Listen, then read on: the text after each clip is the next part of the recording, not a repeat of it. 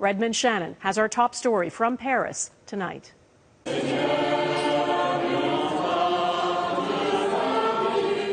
bond between this iconic cathedral and the residents of Paris was on display at this spontaneous vigil. The object of their hymns and prayers, Notre Dame, smouldering and soaked, but still standing.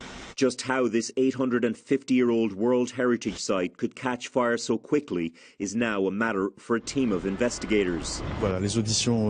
This French government minister said there will be questions about the construction work that was happening on the roof. It's a very deep sorrow, like losing a family member, says Bertrand de Feydeau from the French Heritage Foundation. This family thankful that some of the artifacts were saved, including the crown of thorns, said to be those worn by Jesus on the cross. Many of the recovered items will now reside at the Louvre Museum.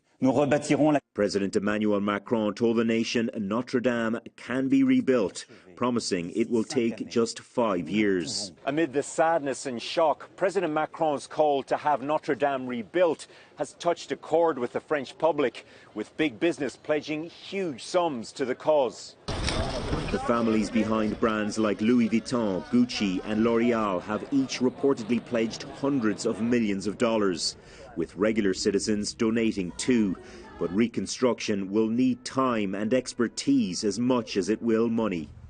France making it clear it will not let go of this landmark, which attracts tourists from around the world, like the McDowells from Regina, who arrived in Paris just as the fire took hold. We walked down last night and came and watched the fire and seen the hymns and the songs and everybody singing, and it was really somber mood. Their aptly named son, Hugo, didn't seem to mind too much. I was so upset because we actually spent 4 days in Disneyland Paris.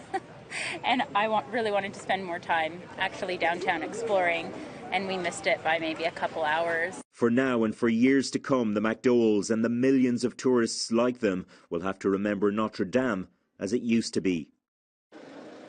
Donna, in his address to the nation this evening, President Emmanuel Macron praised the firefighters who were here last night, saying they took the most extreme risks, he says, to protect the structure that remains here today. Most of the main structure is intact, although some places do need to be assessed for their safety.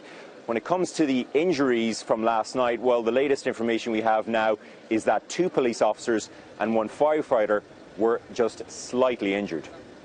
Redmond, we know the efforts by the firefighters were crucial yesterday. What about the cause of the fire? What are investigators saying at this point?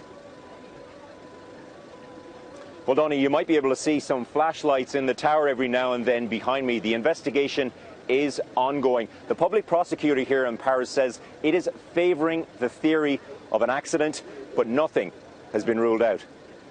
All right, Redmond Shannon in Paris tonight. Thank you.